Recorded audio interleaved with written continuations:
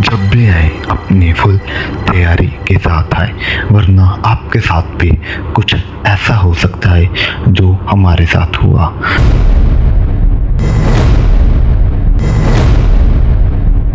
डलहौजी की ठंडी हवा और इन खूबसूरत पहाड़ों के बीच आज हम निकले हैं एक खास सफर पर। मैं पहुंच गया हूं टैनकुंड की ऊंचाइयों पर और अब हम चलते हैं माता जी के पवित्र मंदिर की तरफ, जहां से नज़ारे भी कमाल के हैं और माहौल भी दिल को सुकून देने वाला चाहिए। और शुरू करते हैं यादगार जर्नी को। हर बड़े सफर की एक शुरुआत होती है और हमारी शुरुआत हुई पठानकोट से, जहां से डलहौजी सिर्फ 80 किलोमीटर दूर था। पठानकोट से सफर शुरू करने के बाद हमने रास्ते में एक छोटा सा ब्रेक लिया। मिनी गोवा पर रणजीत सागर डैम के किनारे बसा ये खूबसूरत स्पॉट अपने नीले पानी और पहाड़ों की शानदार नज़ारों की वजह से काफ़ी मशहूर है। यहाँ से डलहौजी सिर्फ 50 किलोमीटर दूर था। डलहौजी के सफ़र के बीच हम पहुंचे दुनिया, एक ऐसी जगह जो अपने मशहूर आम पापड़ और हाईवे के धब्बों के लिए जानी जाती है। यहाँ हमने थोड़ी देर ब्रेक लिया और आम पापड़ खाया। उसे चलने के बाद हम पहुंच चुके थे डलहौजी बस स्टैंड।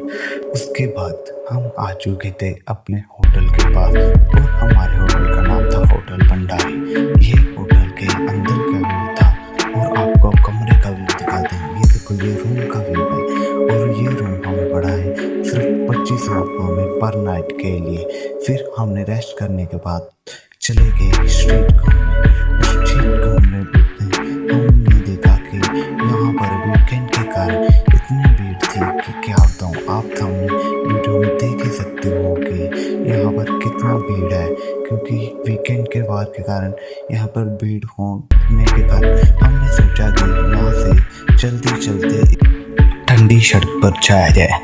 आपको अगर नहीं पता तो मैं बता दूं कि ठंडी सड़क उसको बोलते हैं जो गांधी चौक से सुभाष चौक की तरफ जाती है साइड से, उसको बोलते हैं ठंडी सड़क। आप सामने देख सकते हो ये ठंडी सड़क का व्यू है। थोड़ी देर चलने के बाद हमने सोचा कि एक ब्रेक लिया जाए और हमने ब्रेक लिया सेव वाटर पार्क में। यहाँ पर जगह जगह बैनर लगे थे सेव वाटर। और थोड़ी देर यहाँ पर रेस्ट करने के बाद हमने सोचा कि अब चलना शुरू कर दे और हमने चलना शुरू कर दिया। और यहाँ की आप सुंदरता देखो। चलना शुरू करने के बाद हम पहुँच चुके थे सुभाष चौक और सामने ही किसी यहाँ के हिमाचल लोगों ने मिलकर वहाँ मंदिर है, जागरण की तैयारी कर रहे थे। ये सामने आप इतनी भीड़ देख रहे हो, ये जोत लेकर आए, माता जी की जोत लेकर आए हैं ज्वाला माता से। और यहाँ पर इतनी भीड़ थी और जागरण के कारण यहाँ पर जागरण होना था। नीचे जाकर आप साइड में गेट देख सकते हो, वहाँ पर जागरण होना था, इसलिए इतनी भीड़ थी। और हमने भी थोड़ी देर इस व्यू को एंजॉय किया और आप भी इस व्यू को एंजॉय करो। चलो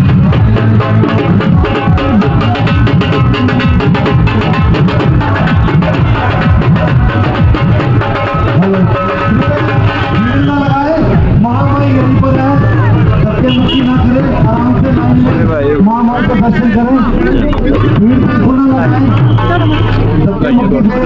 बेहतर है कि आराम से लाइन में आएंगे तो आराम से महामाई के दर्शन कर पाएंगे। धन्यवाद।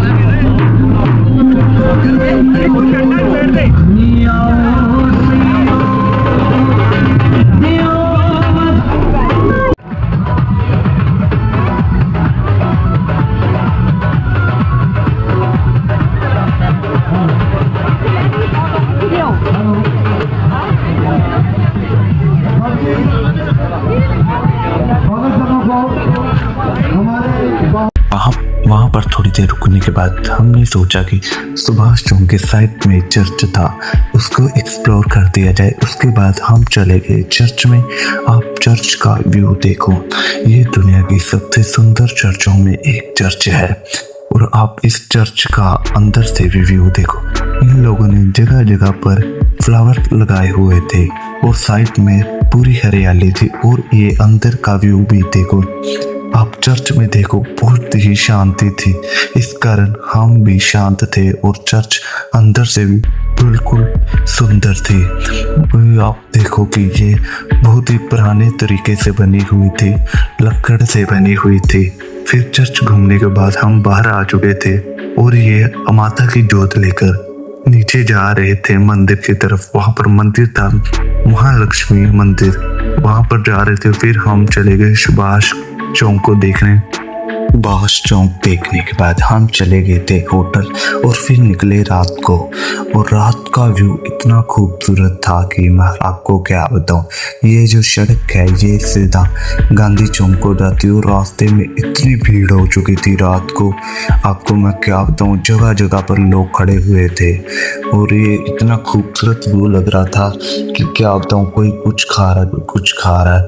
और यहाँ से इतनी बढ़िया वाइब आ रही थी कि क्या ही बताऊं। आप देखो साइड में इतनी पब्लिक थी, इतनी पब्लिक। बाद में हम चले गए थे तिब्बतियन मार्केट, जो कि वहाँ से गांधी चौक की बैक साइड पर पड़ती है। तिब्बतियन मार्केट के अंदर का व्यू, आप अंदर देखो कि इतनी भीड़ थी कि साइड ये छोटी सी मार्केट थी, पतला सा रोड था। और वहाँ से निकलने के बाद हम सीधा चले गए फिर गांधी चौक पर और वहाँ पर थोड़ी देर बैठे और रेस्ट की। वहाँ पर बैठने के बाद आप वहाँ चौक में ही साइड में बैठने की लिए जगह थी, वहाँ बैठ के फिर हमने सोचा कि इस लोग को यहाँ पर एंड करते हैं और कल का दिन दिखाते हैं। तो गुड मॉर्निंग गाइस, हम दलोजी से सुबह सुबह निकल चुके थे खजियार की तरफ। हमने सोचा कि हमें रास्ते में ट्रैफिक ना मिले, इस कारण हम सुबह सुबह ही निकल चुके थे। आप साइड में व्यू देखो, कितना ही खूबसूरत व्यू आ रहा है। आपने ये व्यू कहीं और नहीं देखा सिवाय दलोजी के। चलो तो गाइस इस वीडियो को आप पूरा देखो, मैं म्यूजिक लगाकर आपको सभी व्यू शॉट दिखाता हूँ।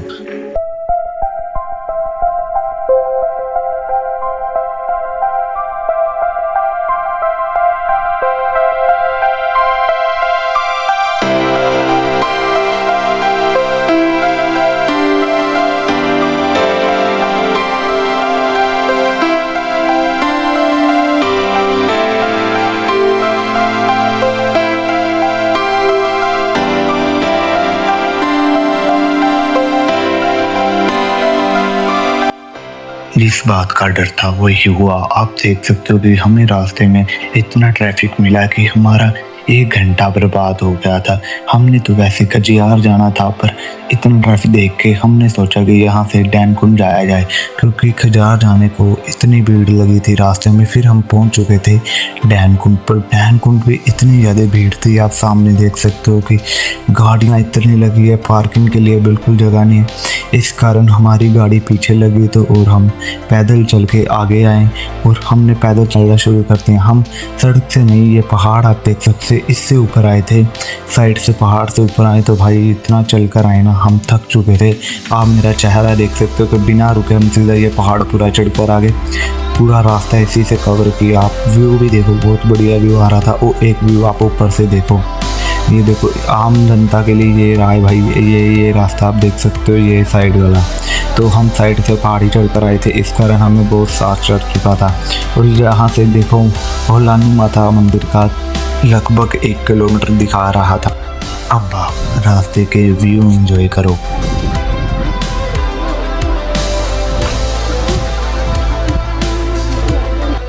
अब हम पहुंच गए हैं डैनकुंड माता मंदिर। कहा जाता है कि मां भोलानी देवी इस पूरे क्षेत्र की रक्षा करती है और बुरी शक्तियों का नाश किया था। समुद्र तल से लगभग 9000 फीट की ऊंचाई पर बना ये मंदिर सिर्फ आस्था ही नहीं बल्कि अपने शानदार पहाड़ों नज़ारों के लिए काफ़ी मशहूर है। और यहाँ से कैलाश दर्शन भी होते हैं, मणि महेश कैलाश के दर्शन होते हैं। और आपने अभी क्लिप में देखा कि इतना साफ मौसम था, पर अचानक पता नहीं क्या हुआ। आप सामने देख सकते हो कि बारिश का माहौल हो गया था और थोड़ी थोड़ी बारिश होनी स्टार्ट हो चुकी थी। इस कारण हमने सोचा कि अब नीचे जाना ही बेहतर होगा, और हमें क्या पता था हमारे साथ ऐसा होगा। तो भाई अब देख सकते हो कि कि अचानक ही स्नोफॉल होनी स्टार्ट हो चुकी है। आप सामने देखो भाई, अचानक ही एकदम स्नोफॉल होनी स्टार्ट हो चुकी है। और भाई ये आम स्नोफॉल ने, वैसे तो जो स्नोफॉल होती है वो आराम आराम से होती है। भाई ये जो स्नोफॉल थी ना भाई, आप अगर बाहर निकलते आपके इतनी तेज लगती, आप देखो भाई छोटे छोटे कंकड़ की तरह थी भाई, लगती ऐसे बाहर निकलो। और ये स्नोफॉल इतनी तेज लग रही थी, इतनी तेज। आप अपने वीडियो में पूरी में देखा कि कैसे बिल्कुल मौसम साफ था और कुछ नहीं था, पर इतनी स्नोफॉल होनी स्टार्ट हो चुकी थी ना। सामने देखो एकदम ही रुक ही नहीं रही। और यहाँ पर रुकने के लिए कुछ भी नहीं था भाई, कुछ भी नहीं, सिवाय ये ट्री के। भाई सिवाय ट्री के यहाँ पर कुछ नहीं था। इस कारण अपनी तैयारी के साथ आना, और हम खुद भाग कर आए वहाँ से भाई, स्नोफॉल लगते।